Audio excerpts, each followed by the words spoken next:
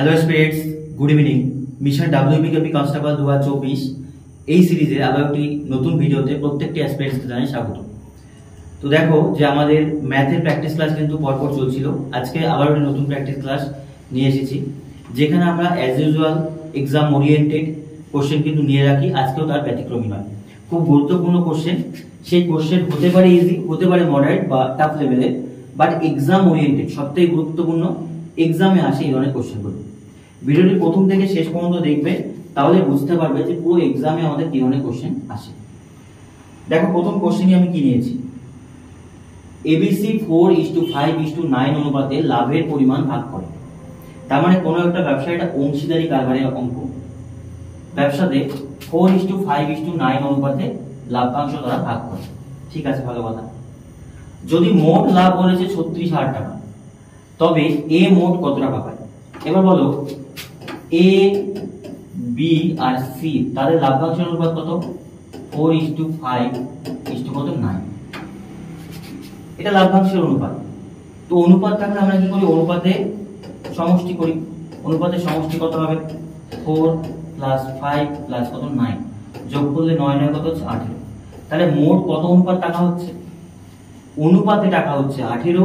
আমাকে অঙ্কে বলেছে 36,000, তাহলে মানে 18 মানেই আমি বলতে পারি কত হাজার টাকা? 36,000 টাকা। এই জায়গাটা বুঝো, 18 মানেই কত টাকা? 36,000 টাকা, কারণ 18 অনুপাত মানে 36,000 টাকা। এবার বলছি এর ভাগ কত? একদম ইজি। যদি আমি এর ভাগ বের করি, দেখো মোট কত টাকা অনুপাতে? 18, সেটা নিচে রাখতে হয়। মোট 18 অনুপাত, তার মধ্যে এর লাভ্যাংশ কত? 4 অনুপাত, তাহলে সেটা উপরে দেবে। মোট নিচে রাখবে, তার মধ্যে উপরে। তাহলে বলছে মোট কত? 36,000 টাকার মধ্যে কত হবে? এর মানে গুণ। তুমি দেখো 18 দুগুণই একবারে 36, তাহলে এখানে হচ্ছে 2000, আর উপরে 4 দুগুণ কত? 8000। তাহলে আমি বলতে পারি যে এ মোট কত টাকা পাবে? এ মোট 8000 টাকা পাবে। Option C is the right answer. এই কোশ্চেনটা ইজি বাট এক্সাম ওরিয়েন্টেড। 25টি কোশ্চেনের মধ্যে 2-4টে 5টে কোশ্চেন একদম ইজি লেভেলের আমরা কিন্তু পেয়ে থাকি। দেখো নেক্সট কোশ্চেন। নেক্সট কোশ্চেন বলেছে রাজু এবং কমল এর বয়সের অনুপাত কত? 4:5। আচ্ছা, 4:5। এখন থেকে 8 বছর পর, কত বছর পর? 8 বছর পর তাদের বয়সের অনুপাত কত আছে? 5:6। তাহলে এটা আমরা বয়স সম্বন্ধিত যে অঙ্কগুলো করি, যে পিতা পুত্রের বয়স বা বয়স রিলেটেড অঙ্কগুলো, সেগুলো করব। তাদের বর্তমান বয়স কত আছে? বুঝো, বর্তমান বয়স আছে 4:5। এবার এটা অনুপাতে আছে, তাহলে আমি ধরতে পারি বর্তমান বয়স 4x এবং কত? 5x। এবার দেখো এখানে আমি সাজাতে পারি যে উপরে থাকলো কি? রাজু, আর কি আছে নিচে? কমল। রাজু এবং কমল অনুপাত কত আছে? 4x বাই কত? 5x। এটা তাদের বর্তমান বয়স, 4x + 5x। বয়স বলেছে 8 বছর পর, তাহলে রাজুর বয়সও 8 বাড়বে, কমলের বয়সও কত? 8 বাড়বে। তাহলে দুজনের সাথে প্লাস কত হবে? 8। প্লাস কত হবে? 8। এটা হলে নতুন অনুপাত কত দিয়েছে? নতুন অনুপাত 5:6। তাহলে 5/6 করতে হবে। বয়স সংক্রান্ত অঙ্ক যারা পড়ো তারা এটা ইজিলি বলতে হবে যে এই ফরম্যাটটা অ্যাপ্লাই করলে অঙ্ক মিলে যাবে। 4x 5x বর্তমান বয়স, দুজনেই 8 বছর করে বাড়বে, 5:6। এবার বজ্র গুণ করি, এটা দিয়ে গুণ করলে কত হয়? 4 6 24x প্লাস 6 8 48 ইজিক্যাল টু কত হচ্ছে? 5 5 25x প্লাস হচ্ছে 5 8 24। এবার আমি কি করতে পারি? এখানে সমাধান করব। x গুলোকে একদিকে, সাধারণ সংখ্যা একদিকে। তাহলে এটা অলরেডি কত আছে? 24x। এইদিকে এটা প্লাস, এদিকে এটা কত হবে? -25x ইজিক্যাল টু কত আছে? 40। এবার এই 48 কোথায় আছে? সমান সমানে বাঁ দিকে প্লাস রয়েছে, তাহলে এদিকে গেলে কি হবে? -48। তাই এটা বিয়োগ করলে কত হচ্ছে? -x, কারণ বড় সংখ্যার সামনে কি রয়েছে? মাইনাস। এবার 48 থেকে 40 বিয়োগ করলে কত হয়? -8, কারণ বড় সংখ্যার সামনে মাইনাস। তো দুদিকে মাইনাস করতে পারি। x ইজিক্যাল টু কত বছর? 8 বছর। এইটা বছর। x এর মান পেয়ে গেলাম। এবার অঙ্কে কি বলছে? তাহলে বর্তমান বয়স কত? দেখো বর্তমান বয়স দেওয়া আছে কত? 4x আর কত? 5x। তো x এর মানটা বসালেই হয়ে যাচ্ছে। x এর মান কত আছে? 8। তাহলে 4 ইনটু কত করব? 8, আর কত করব? 5 ইনটু 8। 4 8 32 এবং কত? 5 8 40। তাহলে তাদের বয়স কত আছে? 32 বছর এবং 40 বছর। তাহলে রাজুর বয়স হচ্ছে 32 বছর আর কমলের বয়স হচ্ছে 40 বছর। তার মানে অ্যান্সার হচ্ছে option D is the right answer. যারা এই ফরম্যাটটা জানো না, একটু ভালোভাবে খাতা কলম নিয়ে স্ক্রিনশট করে নাও, অঙ্কগুলো কিন্তু পরীক্ষায় আসে। এটা ইজিও নয়, আবার খুব মডারেটও নয়, বেসিক লেভেল কনসেপচুয়াল অঙ্ক। এটা এই ধরনের অঙ্ক আমরা পাই এক্সাম। এখানে 8 বছর আগে বলতে পারতো, পরেও বলতে পারতো, মানে পিতা পুত্রের বয়স সম্বন্ধে এই ধরনের অঙ্কই কিন্তু আসে। নেক্সট কোশ্চেন দেখো। নেক্সট কোশ্চেন বলেছে রাহুল 6 ঘন্টায় 47 কিমি গতিতে তার যাত্রা শেষ করতে পারে। তার মানে 70 কিলোমিটার গতিবেগ নিয়ে সে 6 ঘন্টায় যাত্রা শুরু করে, মানে কমপ্লিট করতে পারে। ফিরে আসার সময় দূরত্বের 60% এর জন্য তার গতিবেগ কি করে 63 কিমি প্রতি ঘন্টা করে। তাহলে তাকে অবশিষ্ট দূরত্বে কি পরিমাণ গতিতে যাত্রা করতে হবে যাতে তিনি ফেরার সময় সেই একই সময়ের মধ্যে দূরত্ব অতিক্রম করতে পারে। দেখো একই সময়ের মধ্যে প্রথমে কত ঘন্টা টাইম, তার মানে বলতে পারি প্রথমে সময় আছে কত ঘন্টা, প্রথমে সময় আছে কত ঘন্টা, 6 ঘন্টা। তাহলে সেকেন্ড টাইম ও সময় কতটুকু হবে, 6 ঘন্টা। এই জায়গাটা বুঝো। অঙ্কে আমাকে বলেছে যে যাওয়ার সময় সে 6 ঘন্টায় গিয়েছে, আসার সময় সময়টা কত নিয়েছে, মোট 6 ঘন্টা। বলে দিয়েছে দেখো দূরত্ব কি পরিমাণ গতিতে অতিক্রম করতে হবে যাতে ফেরার সময় একই সময় লাগবে। এবার বোঝো, এবার আমার এখানে দেওয়া আছে সময়, দেওয়া আছে গতিবেগ। তাহলে গতিবেগ ইনটু সময় করলে কি পাই, এটা পাই দূরত্ব। তাহলে দূরত্ব কত আছে, 6 কিলোমিটার গতিবেগ, 6 ঘন্টা সময়, 40 কিলোমিটার না 70 কিলোমিটার গতিবেগ, 70 কিলোমিটার গতিবেগ আছে। তাহলে দেখো আমি এখানে কত পাই, 6 সাথে 42, 420 কিমি। তাহলে মোট ডিস্টেন্স কত কিমি বলো, 420 কিমি। এইবার ব্যাপারটা বোঝো, 420 কিমি যায়, ফেরার সময় কি হয় 60% কত গতিবেগ, 63 কিলোমিটার গতিবেগ। এবার একটা জিনিস বোঝো, 420 60% আমি বের করি, 420 তার 60%, 60% মানে 100 এর মধ্যে কত, 7। ঠিক আছে, এবার তুমি কাটো, 0 0 কাটো, 3 দুগুণি 6, 5 দুগুণি 10। এবার 5 দিয়ে কাটলে 5 8 এ 40, আর থাকলো কত হচ্ছে 4 5 এ 20। তাহলে 3 4 এ 12, 2 হাতে হচ্ছে 1, 4 8 এ 32, 3 8 এ 24, আর 25। তাহলে তারা 252 কিলোমিটার যায় 63 কিলোমিটার গতিবেগে। এই জায়গাটা বোঝো, 60% দূরত্ব সে কিসে কভার করে, 60% দূরত্ব কভার করে সে কত, 63 কিলোমিটার প্রতি ঘন্টা। তার মানে 252 কিমি যায় সে কত গতিবেগে, 63 গতিবেগে। তাহলে বোঝো পরবর্তীতে 60% দূরত্ব মানে আমরা বললাম যে 252 কিমি, 252 কিমি। এটা গেল কত সময়, কিভাবে সময়টা বের করবো, দেখো এইটা গিয়েছে কত, 63 কিলোমিটার গতিবেগে।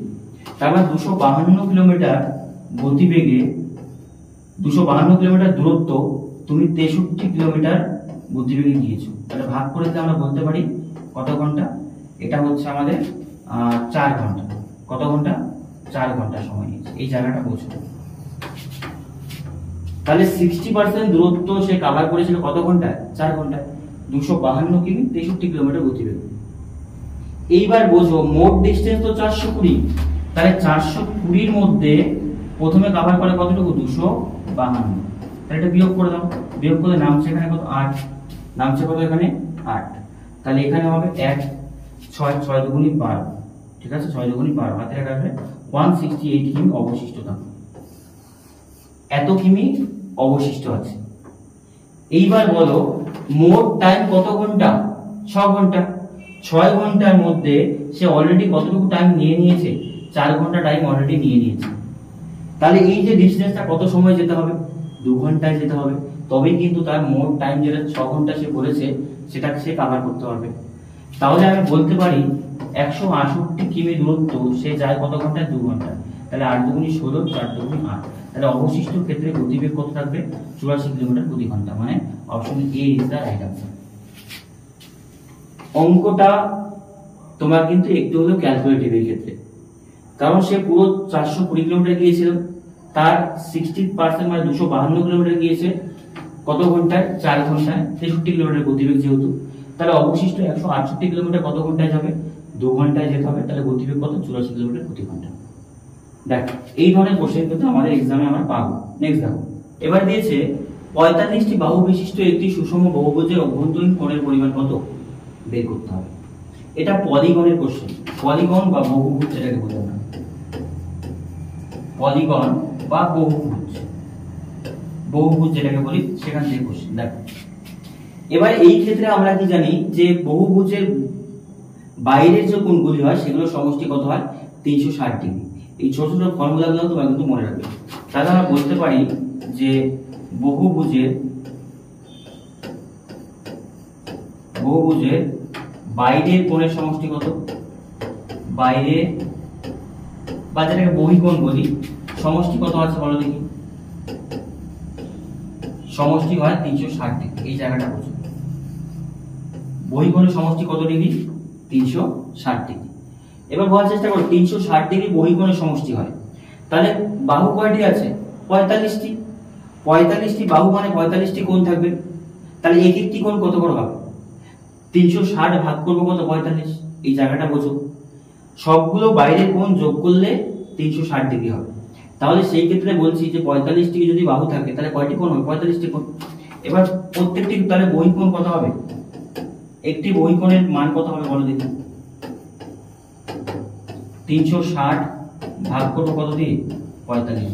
তাহলে বলতে পারি এখানে 45 ডিগ্রি 90, 4 9 36 কত ডিগ্রি বলো তো 8 ডিগ্রি। কত আছে 8 ডিগ্রি অ্যান্সার হবে। অ্যান্সার কত ডিগ্রি হবে 8 ডিগ্রি। বুঝো প্রত্যেকটি বহিঃকোণের মান কত আসলো 8 ডিগ্রি। এইবার অঙ্কে বলেছে অভ্যন্তরীণ কোণের পরিমাপ কত। এবার দেখো একটি সরলরেখা থাকলে সরলরেখা কত ডিগ্রি হয়, সরলরেখা হয় 180 ডিগ্রি। 180 ডিগ্রির মধ্যে বহিঃকোণ কত ডিগ্রি 8 ডিগ্রি। তাহলে অন্তঃকোণ কত ডিগ্রি হতে পারে, অন্তঃকোণ হতে পারে 172 ডিগ্রি। একদম ইজি অঙ্ক, যারা এই ফর্মুলাগুলো জানে অঙ্কটা জাস্ট দেখবে 45 8 45 360, তাহলে 180 থেকে 8 বিয়োগ করলে 172 অ্যান্সার, মানে option D is the right answer. দেখো একদম ইজি এটা। তো পলিগনের প্রপার ফর্মুলাগুলো তুমি দেখো, কনসেপ্টটা বোঝো, সেক্ষেত্রেই হবে। বহিঃকোণ মানে কোনটা বোঝো, এটা মনে করো চতুর্ভুজ দেওয়া আছে, তাই এটা বহিঃকোণ মানে এটা বহিঃকোণ একটা, এইদিকে একটা বহিঃকোণ এটা, এইদিকে একটা বহিঃকোণ মানে এটা, এইভাবে কোণগুলো বোঝাচ্ছে, এগুলো বহিঃকোণ। বুঝতে হবে ব্যাপারটা, এগুলো বহিঃকোণ।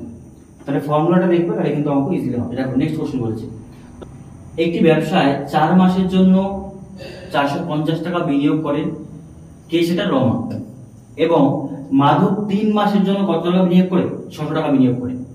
400 টাকার মোট লাভ হলে, এখানে মহাবীর বলেছে না মাধব, হ্যাঁ এটা মাধব হবে। মাধব ভাগ কত হবে, কত হয় মাধবের ভাগ কত, ঠিক আছে মাধবের ভাগ কত, এই জায়গাটা বুঝো। রমা দিয়েছে কত টাকা, মূলধনের অনুপাত কত থাকলো, তাহলে মূলধন অনুপাত থাকলো, রমা দিয়েছে 450 টাকা আর মাধব দিয়েছে কত টাকা 600 টাকা। তাহলে আমি কি করবো, মূলধনের অনুপাতটাকে বের করি। মূলধন অনুপাত শূন্য কাটলে কত হয় 45 আর কত হয় 60। এবার এটাই করতে পারি 15 দিয়ে, 3 15 45 4 15 60, 3 15 45 4 15 60। তাহলে মূলধন অনুপাত কত আসে 3:4। এইবার দেখো আমরা যে লাভ্যাংশ পাই, লাভ্যাংশ কি হয় মূলধন ইনটু কি হয় সময়, মূলধন ইনটু সময় কি হয় লাভ্যাংশ। তাহলে প্রত্যেকে যদি বের করি, প্রথমে দেখো মূলধন কত আছে রমার 3, ক মাসের জন্য 4 মাসের জন্য, এটা রমা। আর মাধবের কত আছে, মূলধন কত আছে 4, ক মাসের জন্য 3 মাসের জন্য। তাহলে প্রত্যেকে 3 4 12, 3 4 12 কাটলে কত 1:1 হবে। তাহলে যে টাকাটা থাকবে সেটা কি অনুপাতে ভাগ হবে 1:1। 1:1 মানে মোট মূলধনী লাভ্যাংশ কত 400 টাকা। তাহলে 400 টাকাকে যদি 1:1 করো, তাহলে তুমি বলতে পারবে 200 টাকা এবং কত টাকা 200 টাকা। তাহলে প্রত্যেকে কত টাকা পাবে 200 টাকা করে পায়। তাহলে মাধব কত টাকা হবে 200 টাকা হবে।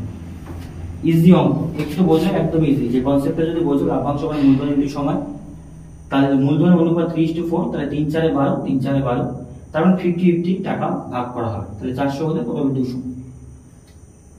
নেক্সট কোশ্চেন দেখো, সরি, 3টি কয়েন একসাথে নিক্ষেপ করা হলে যথাভাবে 2টি হেড, কথাটা বোঝো, হেড কটি আছে 2টি হেড পড়বে এমন সম্ভাবনা কতটি রয়েছে। সাপোজ আমি বললাম 3টি কয়েন আমি টস করলাম, একটি কয়েন, 2টি কয়েন, 3টি কয়েন, 1 নাম্বার 2 নাম্বার 3 নাম্বার, 3টি কয়েনকে আমি টস করব। তো কতবার সেই ক্ষেত্রে হেড পড়ার সম্ভাবনা আছে, দুবার হেড পড়া। তাহলে আমি দেখো প্রথমে বলতে পারি প্রবাবিলিটি, এটা হচ্ছে প্রবাবিলিটি কোশ্চেন। দেখো গুরুত্বপূর্ণ কোশ্চেন, প্রবাবিলিটিতে কোশ্চেন আসে, আগের মতো নয় ডাব্লিউবি কেপিতে প্রবাবিলিটিতে কোশ্চেন আসবে না। বলতে পারি স্টেপ বাই স্টেপ। দেখো এক প্রকার কি হতে পারে, তিনটা কয়েন, এমন হতে পারে যে তিনটি কয়েনেই হেড আসতে পারে, তিনটি কয়েনেই হেড আসতে পারে। আমি স্টেপ বাই স্টেপ করছি। দেখো পরের বার কি হতে পারে যে দুটো হেড থাকলো, দুটো হেড থাকলে একটা টেল হয়ে গেল। তারপরে বা হতে পারে কি একটা হেড থাকতে পারে, দুটো টেল হতে পারে, পারি কি পারি না।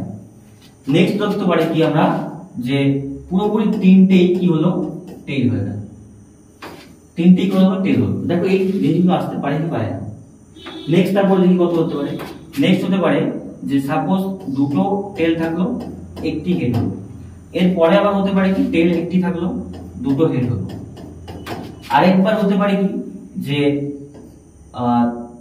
তিনটি টেল আছে, তো তার মানে হতে পারে এবার দেখো এমন করে হতে পারে যে হেড নিলাম একবার, তারপরে আবার টেল নিলাম, তারপর আবার কত পারে হেড নিলাম, এটা হতে পারে একবার। আরেকবার হতে পারে এমন যে টেল আসতে পারে, হেড আসতে পারে, আবার কত আসতে পারে, টেল আসতে পারে। দেখো এই কয়টা ভাগেই কিন্তু আমি করতে পারি, এর বাইরে আমি করতে পারি না। প্রত্যেকবার যদি তুমি টস করো তাহলে এই জিনিসগুলোর বাইরে কিচ্ছু আসবে না। এই কটি হলো দেখো 1 2 3 4 5 6 7 8, তাহলে মোট কয়টি ভাগে কয়টি বার আসতে পারে। প্রবাবিলিটি ক্ষেত্রে সবচেয়ে সর্বোচ্চ সংখ্যা কত, 8 বার এমন সংখ্যা আসতে পারে। এবার দেখো তুমি যে কতবার দুবার হেড আসতে পারে, কয়বার দুবার হেড আসতে পারে, তাহলে মোট কত লিখবো 8। 8 এর মধ্যে কবার দুবার হেড আসতে পারে, দেখো এই একবার দুবার হেড আছে এখানে, তারপরে এখানে দুবার হেড আছে, আর কোথায় এই যে একবার দুবার হেড আছে, তাহলে মোট কতবার দুবার হেড আছে, 3 বার। তার মানে এটাই आंसर যে 3 এর 8 হচ্ছে সম্ভাবনা বা প্রবাবিলিটি রয়েছে। অঙ্কটা ভালো করে বোঝো। দুবার হেড বলেছে, 3 বার হেড বলেনি, একবার বলেনি, তাহলে দুবার হেড কবার, 1 2 3 বার। তাহলে आंसर কত হতে পারে আমাদের, অপশন সি, মানে 3 এর মধ্যে 8 হচ্ছে आंसर। খুব গুরুত্বপূর্ণ কোশ্চেন কিন্তু প্রবাবিলিটি এই ধরনের পরীক্ষায় আসে। আমি একদম কনসেপ্ট ধরে বুঝলাম। নেক্সট কোশ্চেন দেখো। নেক্সট কোশ্চেন বলেছে দেখো 3/7 8/5 6/7 এর লসাগু, একদম ইজি। দেখো তো এটা বলতে পারি 3/7, 8 কত আছে 5, তো 6 কত আছে 7। এই ক্ষেত্রে আমরা কি করি, লসাগু চেয়েছে, তাহলে আমরা কি করব, লবের কি করব লসাগু, আর হরে কি করব গসাগু। এটা আমরা জানি লসাগু গসাগুর ক্ষেত্রে লবের লসাগু হরের গসাগু। তাহলে লব কত আছে 3 8 6, এদের এলসিএম কত হয়, এটা আমরা সবাই জানি 24 হয়, বা না বুঝলে তুমি করে নেবে। আর 3 8 6 সবই কত দিয়ে যায়, 24 দিয়ে যায়। এবার দেখো হরের গসাগু কত আছে, এদের লসাগু হলো, এবার গসাগু কার হবে 5 7 7। এবার বলো এদের কোন সংখ্যা দিয়ে সবাইকে যায়, গসাগু কিচ্ছু হয় না, মানে বলতে পারি আমি কত 1 হবে গসাগু। তাহলে লব থাকলো লসাগু 24, হর থাকলো 1, তাহলে 24/1 মানে आंसर কত 24। এটাই হচ্ছে आंसर, কারণ 5 7 7 এর গসাগু হবে, এদের তো গসাগু যায় না, গসাগু তো 1, তো 24/1 মানে आंसर হচ্ছে 24, মানে option A is the right answer. দেখো সমস্ত সেকশন থেকে কিন্তু কোশ্চেন নেওয়া হচ্ছে। দেখো নেক্সট কোশ্চেন, 25টি পর্যবেক্ষণের গড় কত 28, প্রথম 12টির গড় 24 এবং শেষ 12টির গড় 27, ত্রয়োদশ পর্যবেক্ষণ কত। এটা একদম ইজি ক্যালকুলেশন করতে হয়। সাপোজ ধরো 25টি নাম্বার, এখানে আছে প্রথম 12টি নাম্বার, আর এখানে আছে শেষ 12টি নাম্বার, আর মাঝে এখানে কত নাম্বার রয়েছে 13 নাম্বার, তাহলে মোট 25টি হলো। এখানে 12, এখানে 12, 24টি, মাঝে 25টি নাম্বার। এবার দেখো আমি বের করতে পারি যে টোটাল নাম্বারগুলো যোগফল কত হবে। 25টি নম্বর কত করে 28 করে, কত করে 28 করে, তাহলে গুণ করো। 5 আর 40 0, হাতে হচ্ছে 4, 8 2 16, আর এদিকে হচ্ছে 5 2 10, 26 আর 40 0, মানে 30 0, হাতে হচ্ছে 3, 2 2 4, 4 3 কত 7, তার মানে কত হলো মোট 700। মোট নম্বরগুলো কত হবে 700।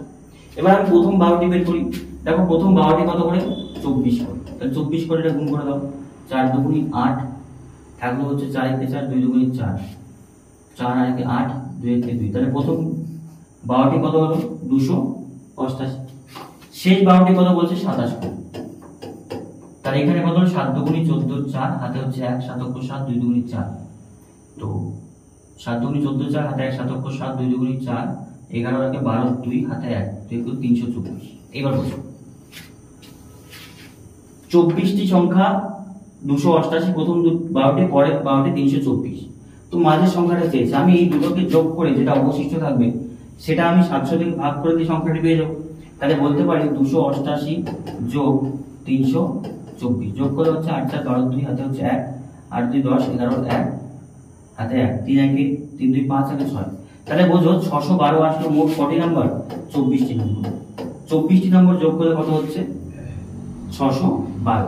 তাহলে মাঝে যে নাম্বার এটা হচ্ছে 25তম নাম্বার। তাহলে আমি বলতে পারি 700 থেকে বিয়োগ করে দেবো কত? 612। তার মানে কত? 88। 88 হচ্ছে কততম নাম্বার? 13তম নাম্বারটি কত হচ্ছে? 88। 88 মানে হচ্ছে option B is the right answer. এখন কনসেপচুয়াল কোশ্চেন, বাট কঠিন নয়, এগুলো ক্যালকুলেটিভ একটু। পরীক্ষায় এই ধরনের কোশ্চেন দেবে, ইজি কোশ্চেন বাট ক্যালকুলেটিভ, তোমার কিন্তু সময় এখানে নেবে। এজন্য ক্যালকুলেশন যদি স্পিড থাকে তবেই বেটার হবে, আদারওয়াইজ কিন্তু ক্যালকুলেশন করতে এক্সামে অনেকটা টাইম নষ্ট হবে। মোহন 20 কিলোমিটার ঘন্টা বেগে তার স্কুলে যায় এবং ফেরার সময় তার গতিবেগ 50% বাড়িয়ে দেয়। 50% বাড়িয়ে দেয় মানে গতিবেগ বাড়িয়ে দেবে। বোঝো, প্রথমে সে যায় 20 কিমি গতিবেগ, আসার সময় 20 এর উপর 50% বাড়িয়ে দেয়। তার মানে 100 থেকে কত হয়ে যাবে গতিবেগ? 150। 50% বাড়লে 0 0 কাটো, 3 5 15, 5 2 10, তাহলে কত হচ্ছে? 10। তাহলে কত হচ্ছে? 3 10 কত? 30। তাহলে আসার সময় গতিবেগ কত? 30। এই জায়গাটা বুঝো। আর এমনিও তো বলতে পারি 20 কিলোমিটার গতিবেগ 50% বাড়িয়ে দিলে কত হচ্ছে? 30 হচ্ছে। এবার বলো যাওয়ার গতিবেগ 20, আসার গতিবেগ 30, তাহলে গড় গতিবেগের ফর্মুলা কি হয়? গড় বেগের ফর্মুলা কি আমরা সবাই জানি, 2ab বাই কত? a plus b। 2a by কত আছে? a plus b। তাহলে 2 এগুলো ইনটু আছে, হ্যাঁ, 2 ইনটু a মানে হচ্ছে 20, b মানে কত? 30, আর a প্লাস b মানে 20 ইনটু যোগ 30 করলে কত? 50। 0 0 কাটো, 5 6 কত? 30। তাহলে 2 2 4 ইনটু 6, 4 6 কত হচ্ছে? 24 কিলোমিটার প্রতি ঘন্টা। তার মানে তার এভারেজ স্পিড কত আছে? 24 কিলোমিটার প্রতি ঘন্টা। এই কোশ্চেনগুলো ফর্মুলাগুলো একটু জানতে হবে, যে 2ab হয় দুটো গতিবেগের ক্ষেত্রে, তিনটি গতিবেগের ক্ষেত্রে কত হয়? 3abc বাই কত? ab প্লাস bc প্লাস কত? c। এই ফর্মুলাগুলো তোমরা মাথায় রাখবে। সেম দুটো ডিসটেন্স হলো এটা, সেম তিনটে ডিসটেন্স হলো এটা। তাহলে এইভাবে কিন্তু আমি অ্যানসার বের করতে পারবো। নেক্সট কোশ্চেন দেখো, ab একসাথে একটি কাজ 12 দিনে করতে পারে, শেষ করতে পারে, এবং বিসি বলেছে 40 দিনে এবং এ আর সি বলেছে 30 দিনে কাজটি শেষ করতে পারে। যদি তারা সবাই একসাথে কাজ করে তবে কাজটি কখন শেষ হবে? একদম ইজি, সময় কাজের উপর থাকবে। এ আর বি কত সময় করে? 12 দিন। আবার বি এবং সি কত সময় করে? 40 দিনে। আবার সি এবং এ করে কত সময়? এসি 30 দিন। দেখো তো এলসিএম করলে এটা কত হচ্ছে? আচ্ছা 120 হবে এলসিএম। তার মানে এটা মোট কত হচ্ছে? 10 ইউনিট একদিনে। এটা কত হবে? 3 ইউনিট। এটা কত ইউনিট? 4 ইউনিট। দেখো এটা কি বোঝায়? এটা বোঝায় টোটাল ওয়ার্ক। এটা কি বোঝায়? Total work. আর এইটা কি বোঝায়? এটা একদিনের কাজ বোঝায়। কি বোঝায়? একদিনের কাজ। এবার আমরা দেখি তিনজন যদি একসাথে কাজ করে তাহলে মোট করো 10 3 13 17 ইউনিট। এবার দেখো তারা তিনজনে এ বি সি কি 17 ইউনিট কাজ করে একদিনে? না, বলবো এটা ভুল। কেন ভুল? দেখো এ কয়বার আছে? দুবার। বি কয়বার আছে? দুবার। সি কয়বার আছে? দুবার। তার মানে প্রত্যেকে দুবার করে হিসাব করা হচ্ছে।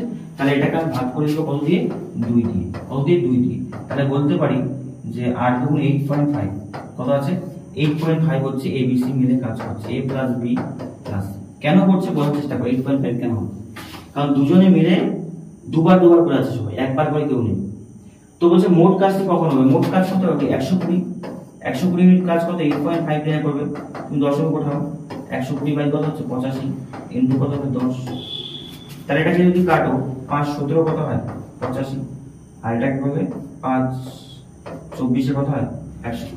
তাহলে উপরে গুণ করলে কত? 240 বাই কত? 17। এটা ভাগ করা যায় তো অ্যানসার। আচ্ছা ভাগ করে নি, অ্যানসার এমনই আছে। তার মানে অ্যানসার হচ্ছে 240 বাই 7। মানে option B is the right answer. দেখো সমস্ত ধরনের সময় কার্য থেকে কিন্তু অঙ্ক নিয়েছিলাম। আজকে এই 10টি কোশ্চেনই নিয়েছি, খুব গুরুত্বপূর্ণ এই কোশ্চেনগুলো। নেক্সট ক্লাসে আমি আবার কোনো প্র্যাকটিস ক্লাস বা কোনো কনসেপচুয়াল ক্লাস কিন্তু তোমাদের নিয়ে আসবো। আর স্টুডেন্টদের বলছি তোমরা যে প্রিপারেশন খুব ভালোভাবে করো এবং প্রত্যেকটি ক্লাস তোমরা দেখো। ম্যাথের, রিজনিং এর সমস্ত কিছু প্র্যাকটিস ক্লাস, কনসেপচুয়াল ক্লাস কিন্তু চলছে। প্রত্যেকটা ক্লাস দেখো, তবেই তোমার কনসেপ্ট প্র্যাকটিস দুটো একসাথে কিন্তু অ্যানালাইজ হবে। দুটো একসাথে ডেভেলপ হবে। আর চ্যানেল যদি নতুন হয়ে থাকে অবশ্যই পাশে থাকা বেল আইকনটি প্রেস করে দেবে, কারণ প্রত্যেকটি ভিডিও কিন্তু খুব গুরুত্বপূর্ণ ডাব্লিউবি এবং কেপি কনস্টেবল স্টুডেন্টদের জন্য। আর ভিডিওটি শেষ পর্যন্ত দেখার জন্য সবাইকে অসংখ্য ধন্যবাদ।